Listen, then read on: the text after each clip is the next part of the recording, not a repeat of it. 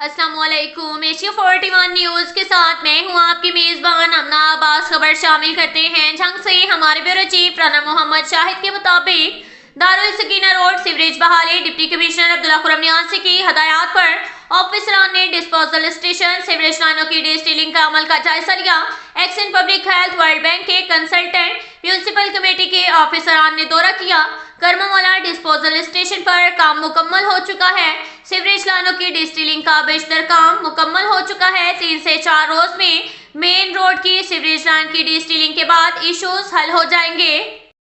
इसके साथ ही ये एक और खबर शामिल करते हैं झंग से। हमारे ब्यूरो चीफ राना मोहम्मद शाहिद के मुताबिक मरकजी जमीयत अहले हदीस पाकिस्तान के मरकजी चीफ ऑर्गेनाइजर चौधरी काशिफ नवाज रंधावा ने कहा कि इंशाल्लाह 28 जनवरी को मीनार पाकिस्तान लाहौर में मरकजी जमीयत अहले हदीस अपनी कुव्वत और ताकत का मुजाहरा करेगी।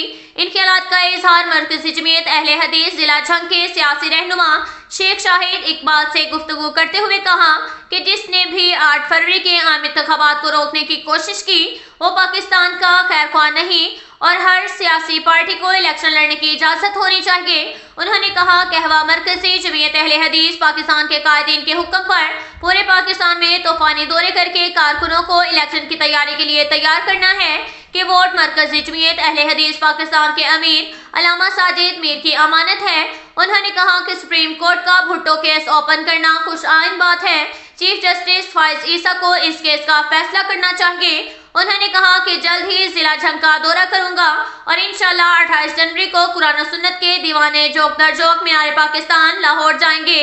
अब तक के लिए इतना ही काफी है। मिलते हैं अगले बुलेटिन में, हमारे साथ रहिएगा। अल्लाह।